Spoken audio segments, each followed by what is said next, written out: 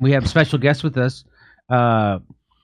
Whitney Webb is a writer, researcher, investigative journalist, and an expert on the Jeffrey Epstein case. Her new book about the Epstein case is One Nation Under Blackmail. She also writes for a number of different publications, including her own site, unlimitedhangout.com.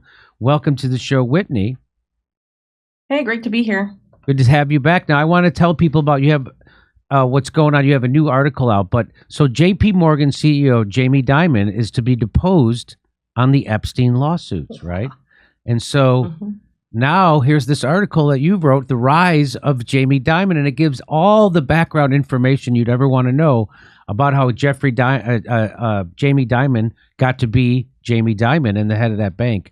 Earlier this month, a judge ruled that two different lawsuits against JP Morgan Chase over the bank's ties to deceased financier and pedophile Jeffrey Epstein would be allowed to advance in U.S. courts. It's funny, nobody ever can find out all the financing he did. Nobody can find it. One of these cases brought against the bank by the U.S. Virgin Islands, USVI, has been a particular focus of independent media since the new year began, in part because the Attorney General of the Virgin Islands, Denise George, was fired from her post just days after she filed the case. In a hearing in the Virgin Islands case against JP Morgan earlier this month, a Virgin Islands lawyer argued that the CEO of JP Morgan, Jamie Dimon, knew in 2008 that his billionaire client, Jeffrey Epstein, was a sex trafficker.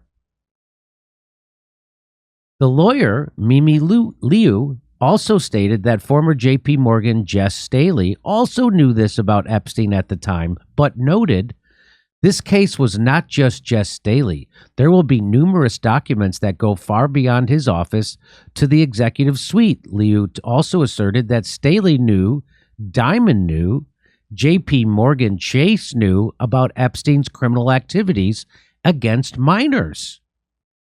While the bank has disputed that Dimon knew anything about Epstein's accounts at the bank or what he was really up to at that time, the Unlimited Hangout investigation, a multi-part series, will reveal that Jamie Dimon's rise to the top post at JP Morgan was intimately linked to the very same group of people who enabled Jeffrey Epstein's sex trafficking activities, as well as his extensive financial crimes. So let's bring in the author of this new article at Unlimited Hangout, Whitney Webb. Whitney, great job. This is kind of mind-blowing, the connection between Jeffrey Epstein and Jamie Dimon. And, well, of course, right? Of course, people who run all the banks, which are kind of running our society now, are in bed with the CIA, which is Jeffrey Epstein, right? And that's why they had that sex island, so they can compromise powerful people, right?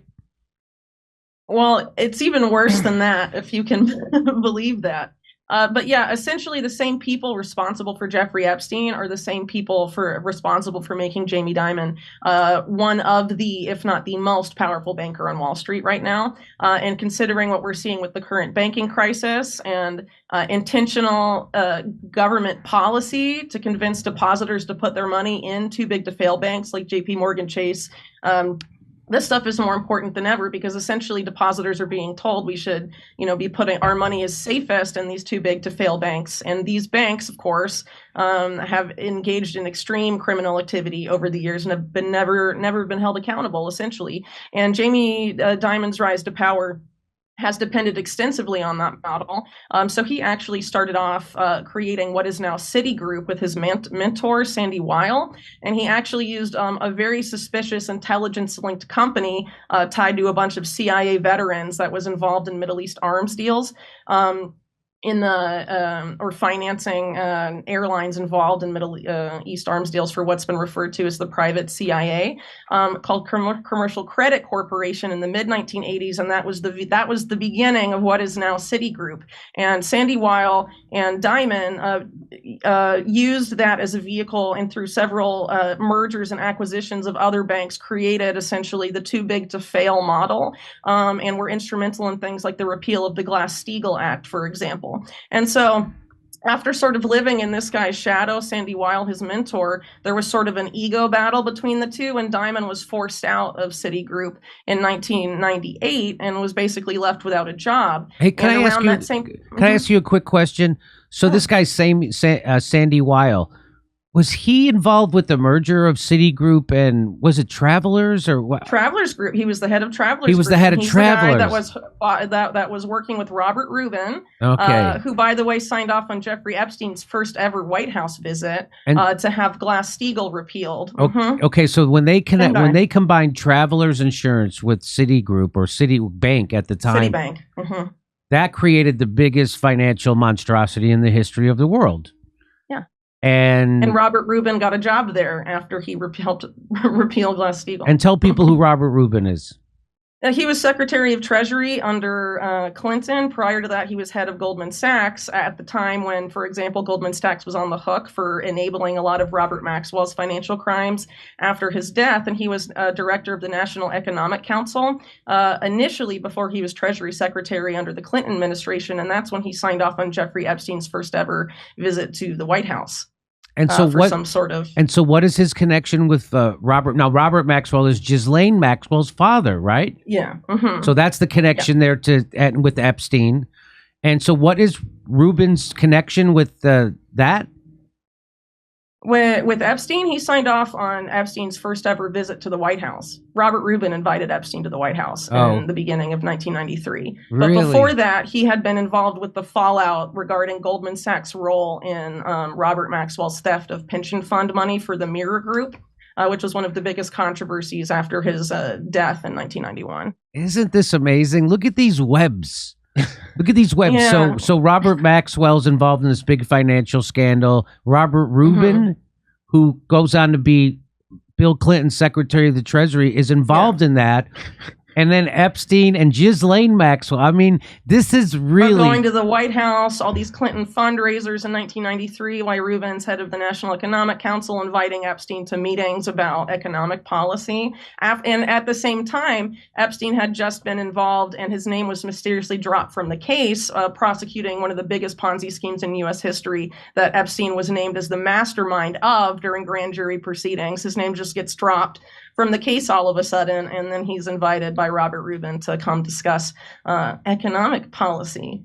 And so it is clear that Jeffrey Epstein was working with the intelligence community, and the reason why they had that sex island and the Lolita Express was to compromise powerful people. And so that the intelligence community or the, whoever is the establishment that really runs things, it could have compromat on those people. And so now they can control them, right? Including people like princes and ex-presidents, right?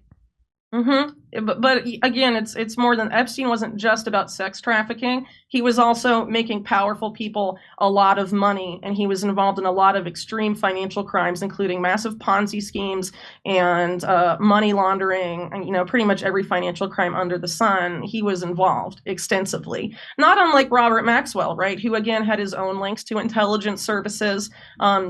And involved in things like the Promise software scandal, but he was also involved in a lot of financial criminality, which only really came to light after his death. And it's really not that different with Epstein. But what this particular case in the Virgin Islands is exposing is that JP Morgan executives knew that Epstein was not doing what they said he was doing. So, for example, it's already come out as part of this court case that the financial activity on Epstein's accounts at JP Morgan was not consistent with any sort of client-based business. So at the time, Epstein was supposed to be a financial advisor to billionaires, but there was no evidence that he had any sort of client-based business at all based on his financial flows. And it was flagged, his financial activity was flagged on numerous occasions, and nothing was done. And as I note in my article, there's two groups that are responsible for Jamie Dimon being in charge of JP Morgan.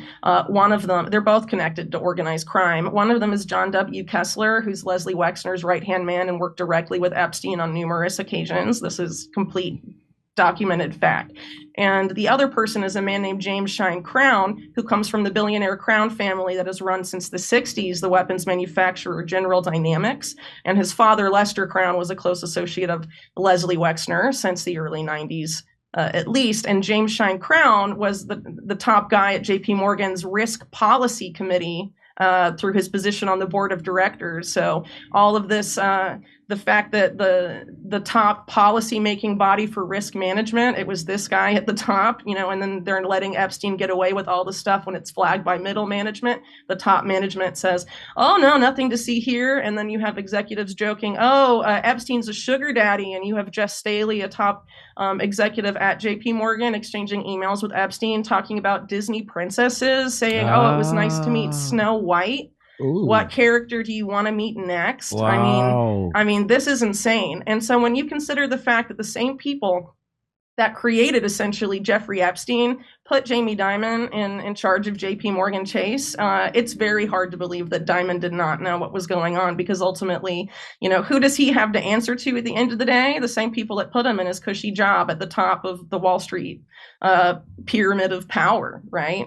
And so if they ever come knocking and say, well, we want you to ignore what this guy does, why wouldn't he do it? I think it's very naive to think that there isn't some sort of problem there for Jamie Dimon. And we'll see if he gets questioned about any of these people like Kessler and the Crowns. So why, I'm missing, what is the Virgin Islands interest in this? So I'm not exactly sure why it's them prosecuting it, to be honest, because a lot of these financial crimes didn't necessarily happen exclusively in the Virgin Islands. Because remember, Epstein had residences all over the United States, right? In New Mexico, New York, Palm Beach. He also had his island, right? And so the island was part of the U.S. Virgin Islands. And so they're arguing that his JP Morgan was enabling his sex trafficking activities that included the Virgin Islands. But of course, it's important to point out it wasn't exclusive to the Virgin Islands. To this day, the FBI has never even bothered to raid or search Epstein's New Mexico residence, right? So, and they waited over a month to, raid some of his other residences after the New York one was raided. So, I mean, obviously, it's a controlled investigation as far as U.S. Law enforcement is concerned. So you'd never see this case be taken up by a district like SDNY, for example. I don't think they'd go after the billionaires that enabled Epstein. And Jamie Dimon is a billionaire, right? So most of the people that have taken the fall for the Epstein case so far have been Epstein, who's now dead, died of suicide in his jail cell. Then Jean-Luc Brunel, who also died by suicide in his jail cell in Paris, France. And then Ghislaine Maxwell, who's in country club prison. Uh-huh. Mm-hmm. It's more corrupt. People can't even wrap their heads around it. And isn't it amazing how people just let Jeffrey Epstein get killed right in broad daylight? Everybody knows exactly what happened, and nobody cares. There's no push in the media. There's no politician. It's a meme. There's no political party that wants to know what happened. There's nothing. I just Googled it just to say, why is it? And here's why conspiracy theories about Jeffrey Epstein keep flourishing from NPR. There's another one it probably was suicide. Yeah. That's what pops up when you look at it. You're kidding. Yeah. NPR saying it probably was suicide? No, Los Angeles Times. Forget the conspiracy theories. Here's why it's likely Jeffrey Epstein killed himself. Even Alan Dershowitz says he didn't kill himself. I mean, that's how insane that is. So this, and so now Jamie Dimon is going to have to answer questions under oath. Does he have to fly to the Virgin Islands for this? No, because it's the hearing is going on, and I think in New York. Oh, okay. Mm-hmm, but it's being the prosecuting team is from the U.S. Virgin Islands. Right. Okay. Wow. Well, this is quite an article. I read a lot of it today. Here it is. I'll put it up again. The rise of Jamie Dimon.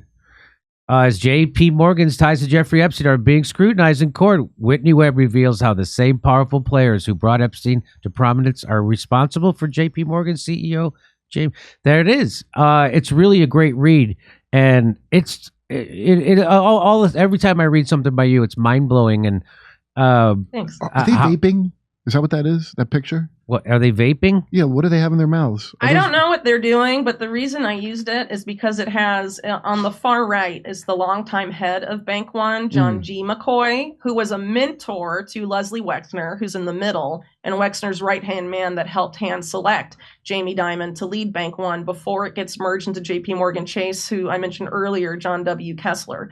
And John W. Kessler and Wexner launched something called the New Albany Project, a real estate development endeavor in Ohio. And it was Epstein that came in to essentially clean that up. And he came in to clean that up after Wexner's tax attorney for the Limited was shot in the face in broad daylight and what is still classified as an unsolved homicide. And that lawyer was murdered the day before he was going to testify to the IRS about suspicious financial activity. Epstein came in after that and cleaned up New Albany, which before that point was a quote unquote mess. And there was actually a police investigation into this lawyer's murder. And it was heavily censored and only revealed by a Freedom of Information Act request decades after the fact.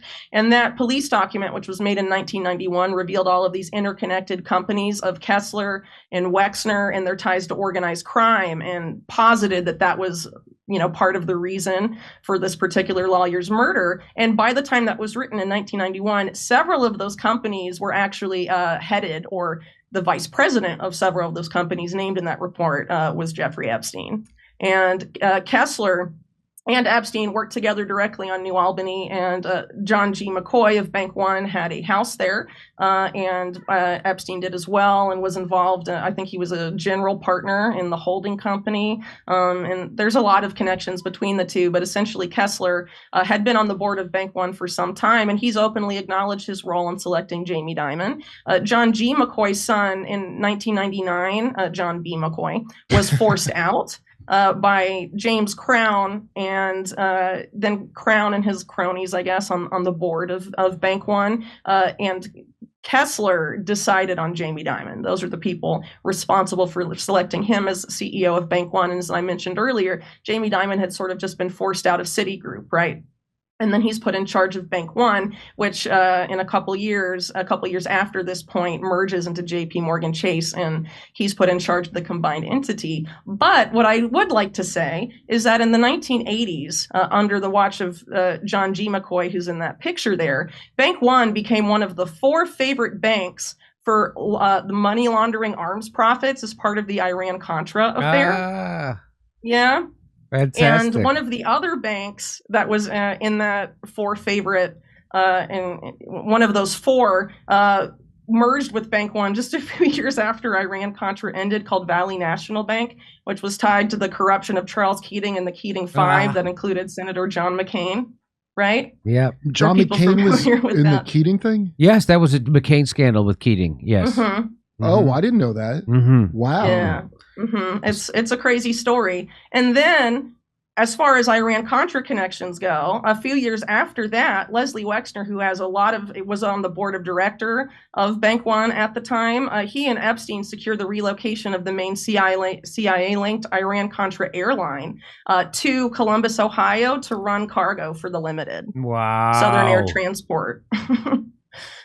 So a bunch of several Ohio officials thought something really weird was going on there, because the other 2 people besides Wexner and Epstein that helped secure that deal were people that were convicted as part of the Iran-Contra affair. Alan Fears and Richard Secord were the people responsible for that. So there's a bunch of weird stuff going on with this particular group, and Dimon is the front man for these guys. Wow. And the Crown family is just as crazy as far as general dynamics and what they got away with there goes. And their ties to organized crime are arguably even more extensive than they are for people like Wexner and Bank One. It's crazy stuff. So why isn't it more dangerous for you to do this, to talk to devote your life to this and become an expert on it? Those people would. Are you afraid? No, I mean, personally, I think things have gotten this far because so many people have just not said something when they should have, and it's really, I think incumbent on all of us to take personal responsibility to really realize how power works in the United States, because so many people have been content for decades to sort of swallow this fairy tale that we're force fed through the media and through the education system about how power works in the US. We're told, if you believe that narrative, then you believe that Joe Biden signs off on all the decisions made by the US government today. And honestly, that's harder to believe now than it really ever has been. In order to solve the problems of today, we have to understand what the problem actually is. And you can't do that by believing these false narratives that we've been told. So, someone has to figure out what's actually going on. And I'm not, alone in doing that. There's lots of other people that work towards that end, but it's something that has to be done because we can't fix the problem if we don't know what the problem is. And the problem is that the power structures,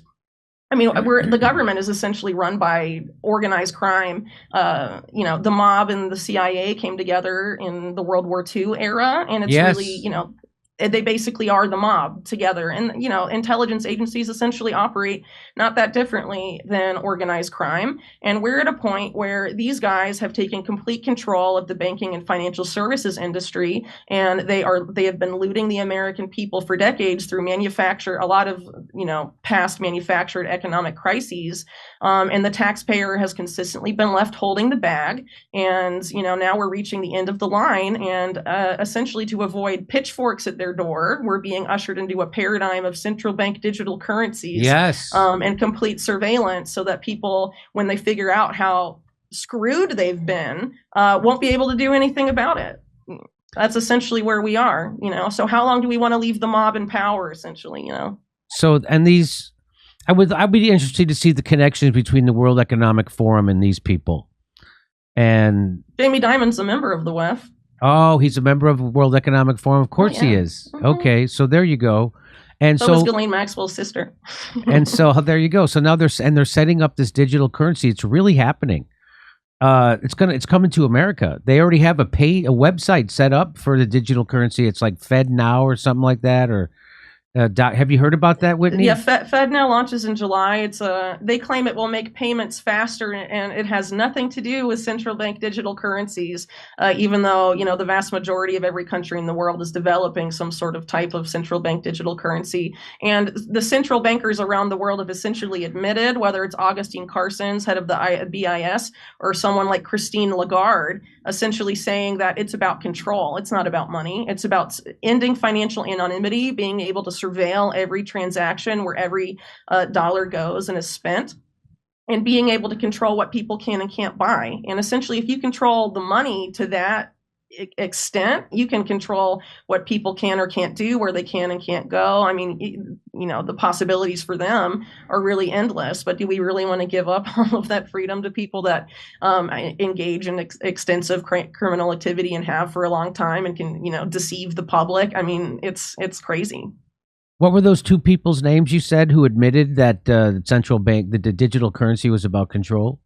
Yeah, Augustine Carson's, and who's head of the Bank of International Settlements. He's okay, I got a Mexican banker. You can look him up. He's an interesting character in and of himself. And then Christine Lagarde, who I can't remember what she was convicted for, but some sort of corruption thing. And I believe she's currently head of the European Central Bank or something like that. Really?